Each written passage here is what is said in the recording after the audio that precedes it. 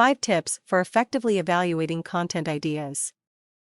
How many of us dread facing a friend who hands us their latest work and casually asks, "Could you look this over and let me know what you think?" I remember going to see a theater showcase in New York some years ago that was the worst show I ever saw. After the house lights came on, the entire audience remained in their seats. We were all friends of one member of the production or another, and dreaded going backstage to see them because we had nothing positive to say. Finally, I settled on shaking their hand and saying, "Good isn't the word." But we must learn to honestly evaluate our work and others, if we're going to create more compelling, effective entertainment.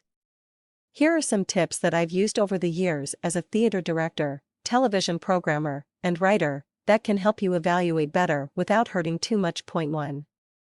Praise first. There's usually something good you can say about anything.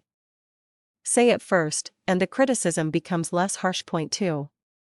If there's nothing good to say at all, just pick out one thing that's particularly bad and talk about that. At least that will improve in the next draft. Point 3. Point out areas where you were confused and lost the storyline. A good phrase to use is, "I wasn't sure why you did." Or, "I think I lost the thread of the story on this page, or this time code." 4.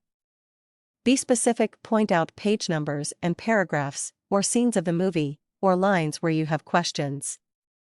Avoid general comments like "it should be funnier," or "it lacked drama." 5.